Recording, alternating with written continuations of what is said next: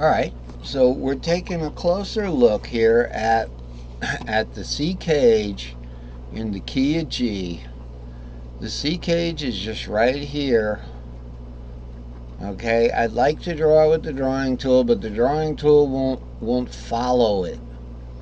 It won't follow it. If I was drawing in paint, I could use paint and it might work better, but it's harder to move around in paint. You have to do it by sidebars. You can't drag it. And that's important to be able to quickly, just move the thing because we're zooming in where the action is. So what we want to do is get this 7. It's going to be this 7, right? Obviously, a perfect fourth apart because the strings are a perfect fourth apart. So look at this pattern, 5, 6, 7 there. Okay, 5, 6, 7. Root 2, 3. Warp up, 4, 5, 6. Where have we seen that pattern before? So you don't have to remember like I used to have to remember, which was, okay, if it's, what was it? It was either E, it was A, or it was D, and now even G. I didn't even know back then that you couldn't get that 7th on the G. So I thought that E, A, and G were the only chords that you couldn't get the 7th of. E, A, and D. So I used to have this little rule called DAE. Okay?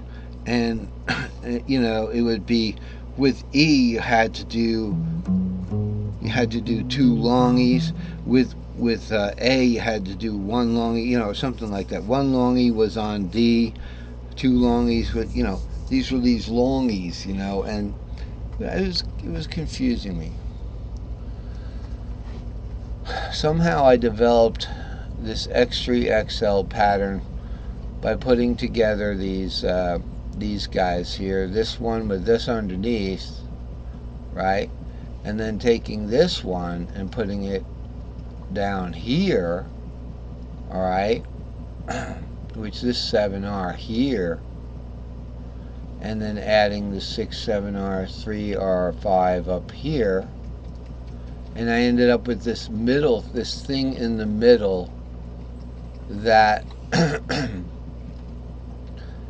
it actually started on this one, 5, 6, root 2, 4, 5. If you put these together to the right of it, you get you get this. So we have this whole step pattern: 5, 6, 7, root 2, 3, 4, 5, 6. Stack of 3 extra long. Let's go back over to the G. Hey, that's a G. But we're looking at guitar now, not piano. So this is the 7 we can't play. This is the 7 that's outside the cage, and we can't get it with the capo stack pattern. All right, so what do? Identify there's a fly in here, a big one. I hope it's a fly, as long as it's a fly and not a bee. Okay, so identify either S3Ls or S2Ls. This is the top of an S2L here, right? Because here's your S2L, 3, 4, 5, 6, 7 root. So here's the top of an S2L coming in. Remember, this is G now. This is G. It starts on the 6th. The E becomes the 6th because E is the 6th of G. Alright, E minor, G major. Parent key, relative minor. So it's the 6th. So no other pattern goes 6, 7 root than the S2L. Nothing else does it. If you take a look at the patterns. Okay, here's the patterns. You got 6, 7 root, right? Nothing else, and these are the 3 patterns that you need. I don't know if other people have other patterns. I've looked at their other patterns, and they're the same as these, maybe arranged a little differently, you know, but this is them just as much as anything else. Okay, it doesn't matter if there's repeat notes in here. Here's a 2 in here, here's a 2. The only thing that matters is it counts up 2, 3, 4, you know, 2 whole step to the 3rd, half step to the 4th Lydian, whole step to the 5th Mixolydian, whole step to the 6th, whole step to the 7th, because remember, this is straight up as a 4th, from here to here, diagonally unwarped, that is.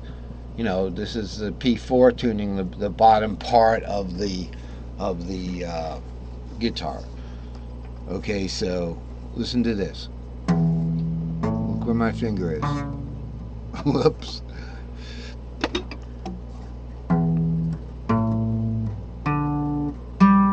Right here. This is the P4 part of the tuning, and then between the last 2 strings is the P4 part. Wow, I really slapped those. So, as long as it counts up, that's the important thing about the pattern. So you see a repeat of 5, 6 here and 5, 6. That's very useful because when you're playing a mini 7L, here's the 7, here's the L. When you're playing the S3L, when you can go 2, 3, 4, 5, 6, and in between, and instead of this 5, 6, you can play the whole scale up to another 5, 6 in between that, and then end on that 5, 6, and then pretend like it's that 5, 6. You've substituted this into this 5, 6, all of this, and then you continue on 5, 6, 7, root 2. So that's a very important substitution into this pattern. It doesn't matter that there's repeat, it just matters that it counts. 5, 6, 7, this is a half step. Let's just verify that that's a half step. 7 to 3.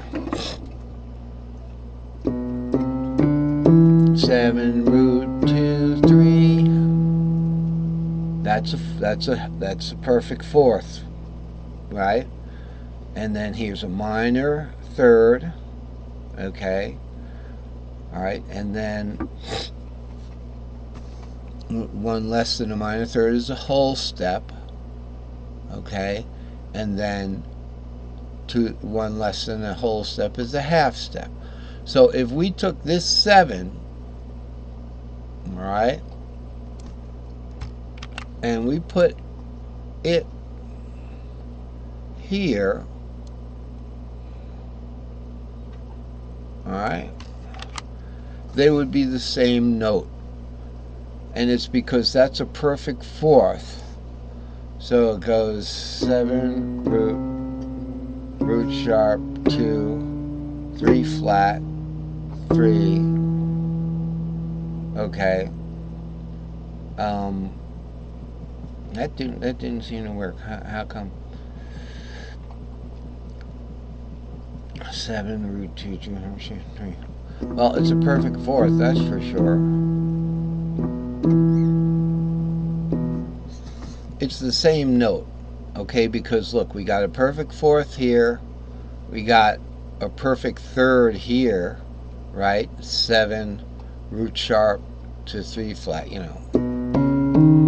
Perfect 3rd, minor 3rd, whole step, half step, same note. Okay, I just counted up. It is a perfect 4th too, and that's the difference between the strings in tuning. Okay, we're back looking at the G now.